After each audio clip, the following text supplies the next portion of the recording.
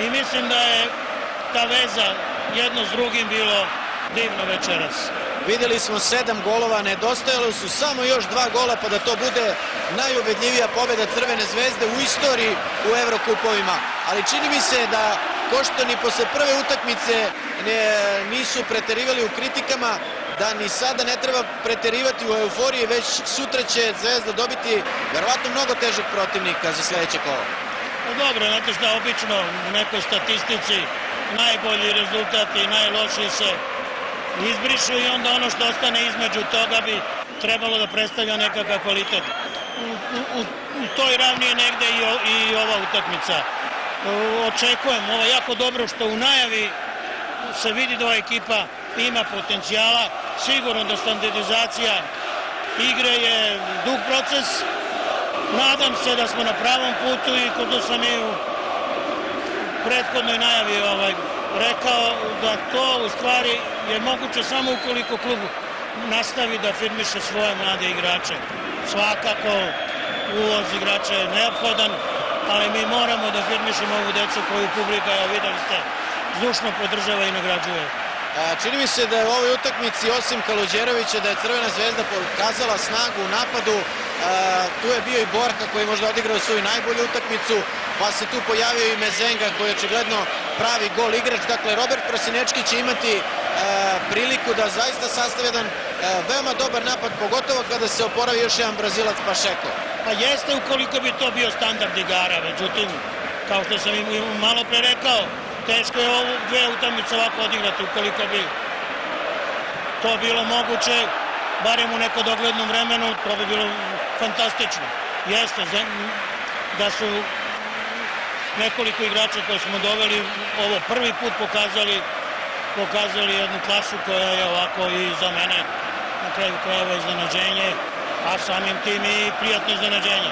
Čini mi se da je i povratak Vilutića uticao na to da Crvena zvezda bude opasna i po levoj strani, jer se Tošić očigledno najbolje snalazi baš na poziciji levog beka. Pa ovo koliko ja gledam Tošića i koliko je on u Crvenoj zvezdi, njega najbolje igra i mislim da je pokazao ono što je nama na tom mestu bilo neophodno, a to je ta jedna neustrašiva trka po toj levoj strani, on to posjeduje, drago mi je da je tako i ja ga molim da nastavi tako. Dobio je šansu jedan od najmlađih igrača u profesionalnom pogonu, Mladi Janković. Čini mi se da će Prosinečki baš insistirati da šansu daje mlađim igračima. Možda ne u onim odlučujućim utakmicama, ali sigurno tokom sezone. Jeste, to je paralelni proces. Klub mora da nose stariji igrači, mlađi da traže svoju šansu i kad je dobiju, pravovremeno da iskoriste. Mislim da je podržavam Robija potpuno u toj nameri, kao i klubu. U ostalom, pretpostavljam da Robi to ne bi mogao sam, da je to ipak jedna šira platforma na kojoj se bazira ta Zvezdina budućnost.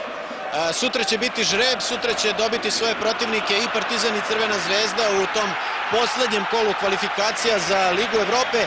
Bilo bi vrlo značajno i za naš klubski fudbal, ali čini mi se i za reprezentaciju da ova dva kluba imaju barem još 6 jakih utakmica u Evropi. U ovakvim utakmicama su stvari rađaju pravi igrači koji će kasnije igrati za nacionalnu selekciju. Pa jeste, pravo ste. Kako će to biti, vidjet ćemo. Ono što nam predstoje, to je svakako jače kolo. Da li smo spremni da to odigramo, da preskočimo, pokazat će igre. Mi se za to spremamo, nadamo se. Evo, nešto smo uradili, taj tim liči na tim i to je to. Evo sada da čujemo i još jednog gosta koji će imati kolega Stepić, a u međuvremenu gledamo i drugi gol Kolumbica Borhe, koji se zaista u ovoj utakmici razigrao i pokazao kakav je potencijal. Borha igra na toj poziciji levog špica zbog povrede Pašeka, ali čini mi se da su i on i Brazilac Mezenga pokazali izuzetan kvalitet.